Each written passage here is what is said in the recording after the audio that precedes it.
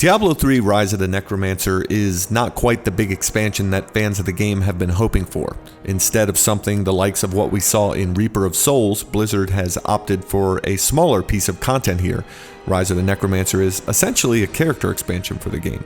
A single character called the Necromancer is the real meat of the $15 DLC, though with it you'll get some equipment, a pet, a few cosmetic items, and some extra stash tabs and character slots.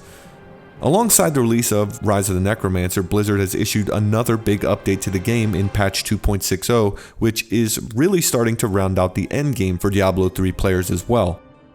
We're not going to review the patch here. If you own Diablo 3, it's free, but if you're heading back into the game for the first time in a while, you're going to notice some big changes, so we're going to talk about those. Unfortunately, it's really hard to judge this content on a is it worth it basis. The new character is great, but $15 is a lot to ask for just that. So with this review, we're going to try to not think about the price so much and really just take a look at the character. The crying shame of it all is that the characters have a big backstory according to Blizzard. The Necromancer in this DLC are called the Priests of Rama.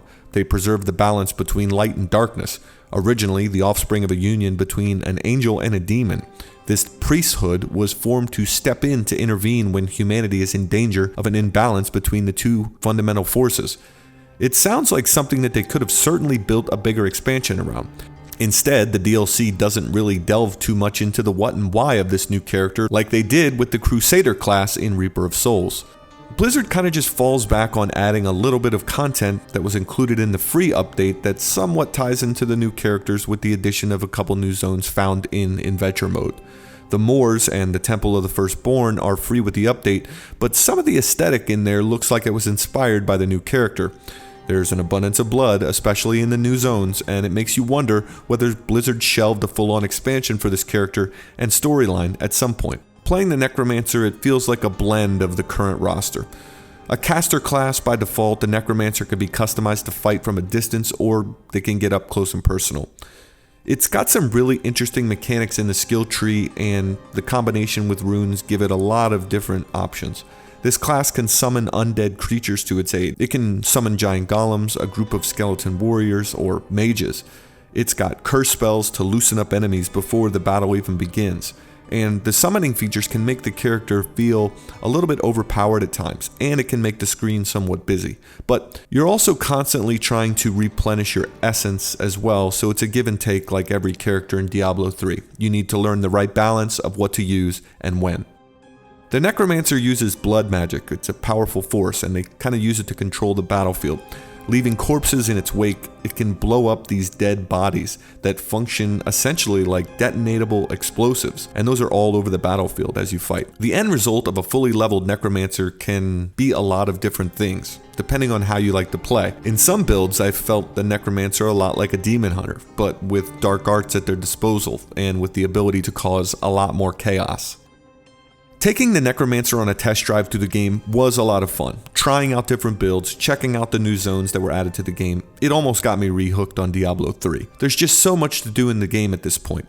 The latest update added challenge rifts and realms of fate on top of what was already a pretty rewarding system of rifts and challenges in the adventure mode that Reaper of Souls introduced. For those that are going to dig a little deeper into the Necromancer character, there have been a lot of new items added to the game.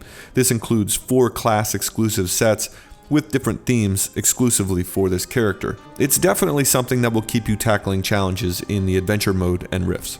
The thing is, a lot of the great new stuff in 2.6.0 is free. If you've got no interest in leveling a brand new character in Diablo 3, for $15, the Necromancer is a pricey piece of content.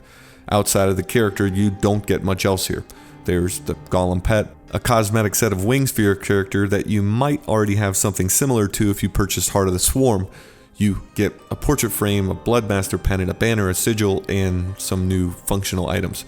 That's not exactly bang for your buck when it comes to what this DLC has to offer, but for those that are going to start a brand new character, Diablo 3 has more options than it ever has. There's the vanilla campaign and its numerous difficulties, all of the endgame content to do, and the patchwork Realms of Fate, which are sure to keep you busy, whether you've been playing the game for the last few years or just getting started.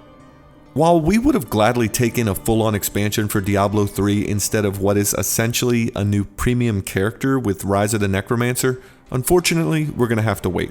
The Necromancer is a lot of fun to play, and it does change the game in some unique and fun ways no matter how many times you've ran through this game over the years. As good a character as it is though, the real star of the show for Diablo 3 in 2017 is patch 2.60 and Blizzard itself for continually updating this game.